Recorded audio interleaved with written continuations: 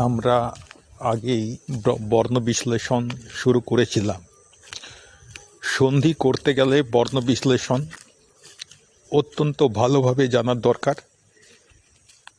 একটা বিষয় মাথায় রাখবে যে যখন ব্যঞ্জন বর্ণ থাকবে তখন তাতে হসন্ত দিতেই হবে। যখন ব্যঞ্জন বর্ণের সঙ্গে স্বরবর্ণ যুক্ত হবে তখন সেই হসন্তটা উঠে যাবে। আমরা প্রথম ক্লাসে যে বর্ণ বিশ্লেষণ করেছিলাম তাতে আমরা খুব সহজ কয়েকটা শব্দ বর্ণ বিশ্লেষণ করে দেখিয়েছিলাম। যেমন রাম, রয়ে আকার ম, তাহলে ওটা বর্ণ বিশ্লেষণ করলে হবে র যুক্ত আ যুক্ত ম যুক্ত অ। আজকে আমরা এমন কয়েকটা শব্দ নেব যাতে সংযুক্ত ব্যঞ্জন বর্ণ আছে। আগের দিনেও একাধটা উদাহরণ করিয়েছিলাম।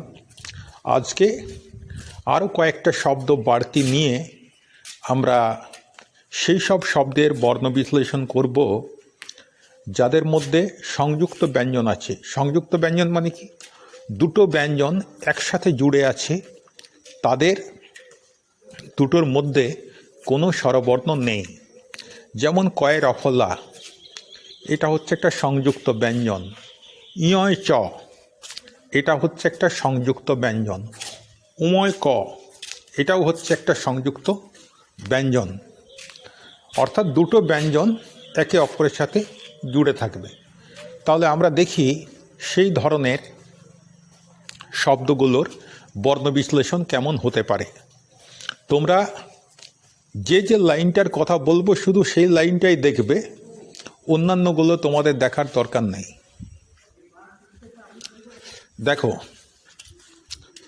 প্রথমে শব্দটা আছে গোবিন্দ। গোবিন্দ বানান কি? গয়ে ওকার, বয়ের হস্যইকার, দন্তন্বয়ে দ। দন্তন্য দয়ে কিন্তু কোনো কার নেই, অর্থাৎ এখানে অকার হবে।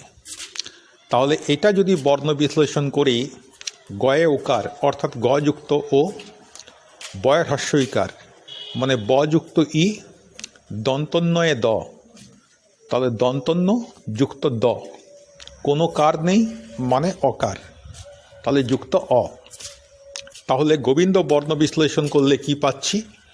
গ যুক্ত ও যুক্ত ব যুক্ত ই যুক্ত ন যুক্ত দ যুক্ত অ। বোঝা গেছে তো? দেখো এরপর বন্দনা।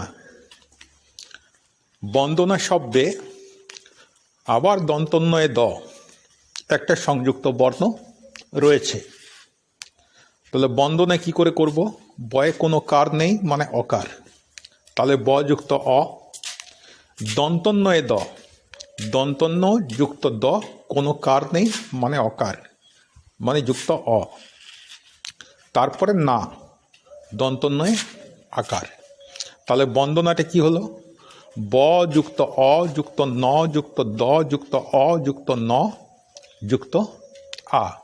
লক্ষ্য করে দেখো, যতগুলো ব্যঞ্জন বর্ণ আছে সবগুলোর নিচেই হসন্ত আছে, কিন্তু স্বরবর্ণ যেগুলো রয়েছে এগুলোর নিচে কিন্তু কোনো হসন্ত নেই।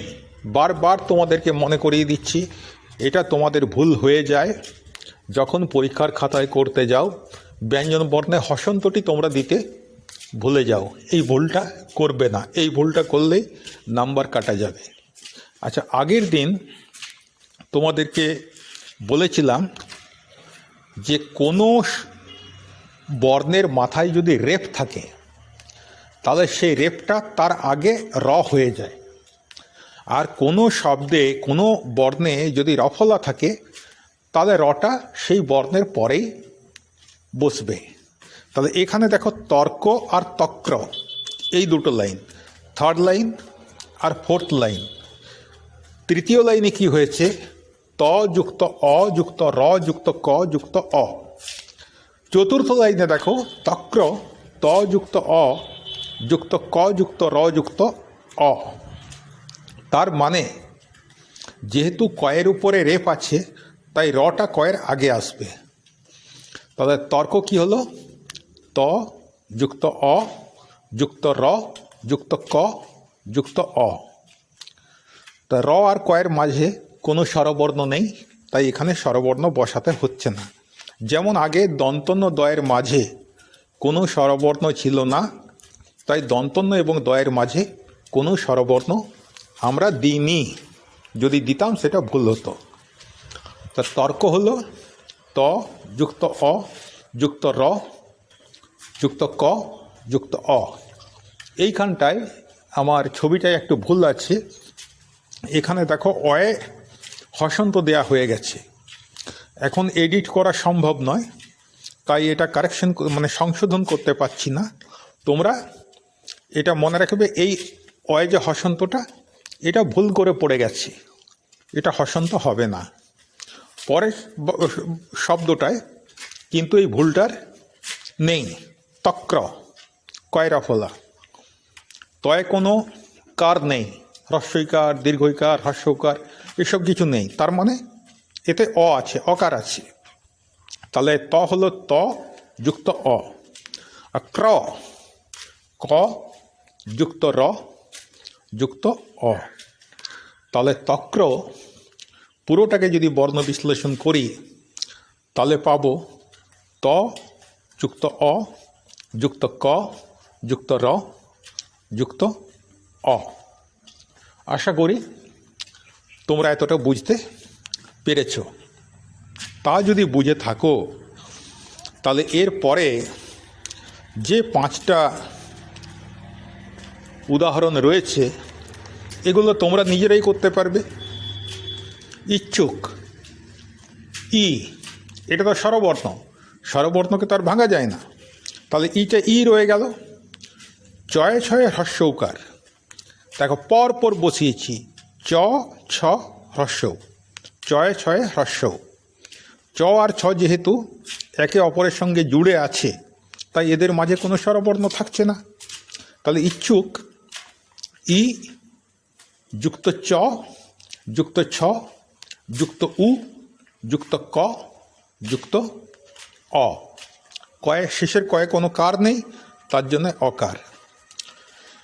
এবার নিশ্চিত বা নিশ্চিত যুক্ত ব্যঞ্জনটা কোথায় রয়েছে? তালবস্যয় চ। তাহলে তালবস্যয় চয়ের মাঝে কোনো স্বরবর্ণ আসবে না। দন্তন্বয়ে ইকার আছে, তাহলে এটা হলো দন্তন্য যুক্ত ই। তালবস্য চয়তে ইকার আছে, তাহলে তালবস্য চটা আগে ভেঙে নাও। তালবস্য তালব্যস্য চ, এবার তাতে কী কার আছে?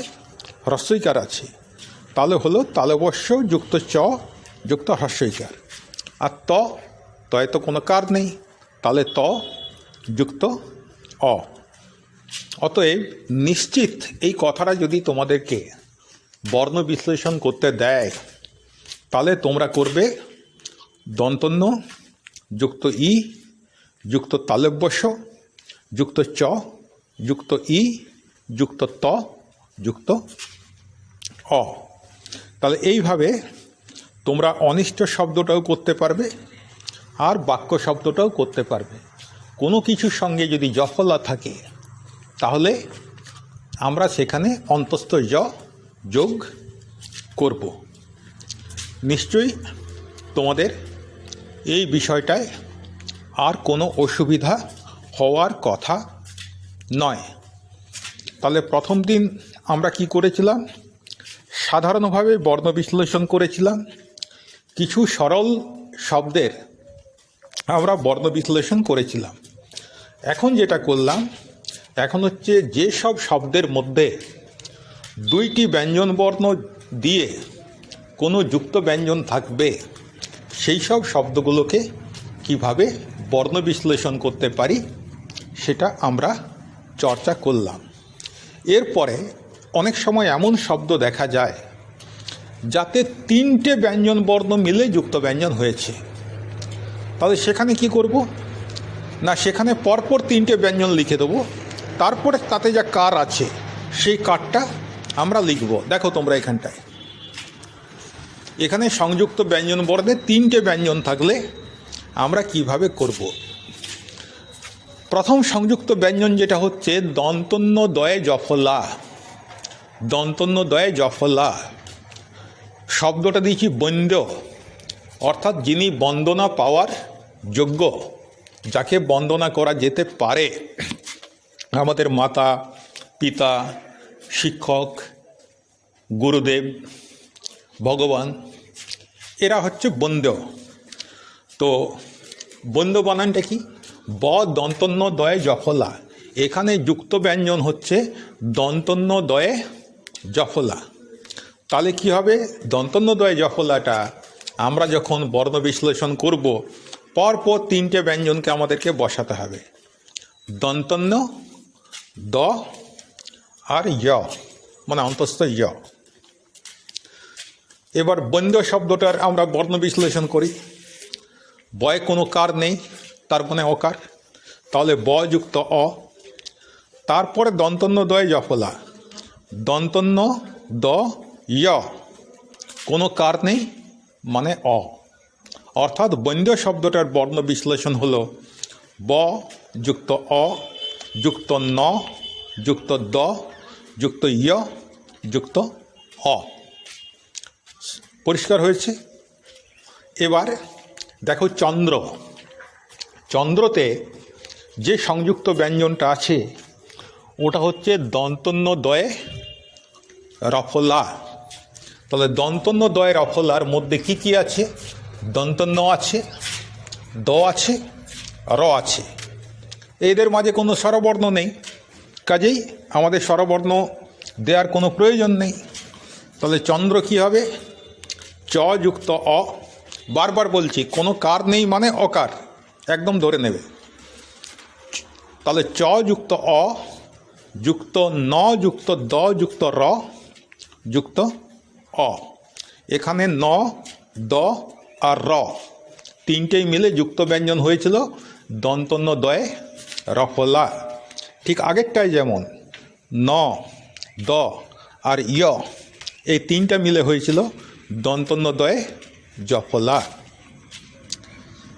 এরপর 3 নম্বরটায় চলে এসো, তৃতীয় উদাহরণটায়। স্ত্রী।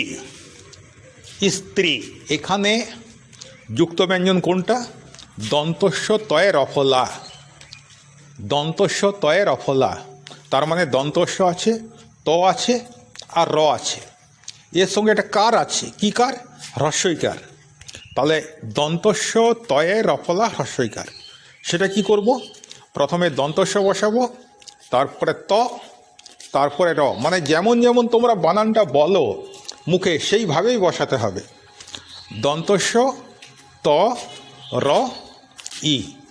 তাহলে স্ত্রীটা কি হবে? হ্রস্বই তো স্বরবর্ণ, ওকে তো ভাঙার কোনো প্রশ্ন নেই। তাহলে হ্রস্বই যুক্ত দন্তস্ব যুক্ত ত যুক্ত র যুক্ত হ্রস্বই। বোঝা গেল? এরপর উষ্ট্রে। উষ্ট্রে, এখানে সংযুক্ত ব্যঞ্জনটা কি আছে? মূর্ধন্য ষ, ট এবং র। মূর্ধন্য ষ টয় রফলা, মূর্ধন্য ষ টয় রফলা, তার মানে মূর্ধন্য ষ, ট আর র। তাতে কার আছে। কি কার? না দীর্ঘইকার আছে। তাহলে উষ্ট্রিটা কি হবে? হ্রস্ব স্বরবর্ণ, একে ভাঙা যাবে না, ভাঙবো না। হ্রস্ব যুক্ত স মানে মূর্ধন্য স যুক্ত ট যুক্ত র যুক্ত দীর্ঘই।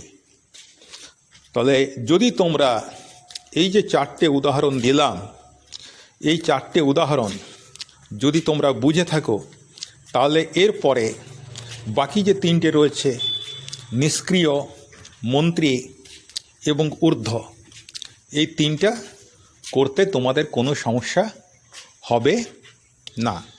যদি সমস্যা হয় আমাকে জানাবে, কিন্তু আমি নিশ্চিত যে এই বিষয়ে তোমাদের কোনো সমস্যা হবে না।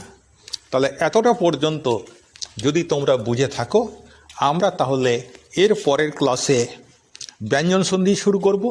কিন্তু ব্যঞ্জন সন্ধি শুরু করার আগে আমরা আগের ক্লাসে যে স্বরসন্ধি পড়েছিলাম সেই স্বরসন্ধিটা আগে একটু রিভাইজ করে নেব, তারপরে আমরা ব্যঞ্জন সন্ধি শুরু করব।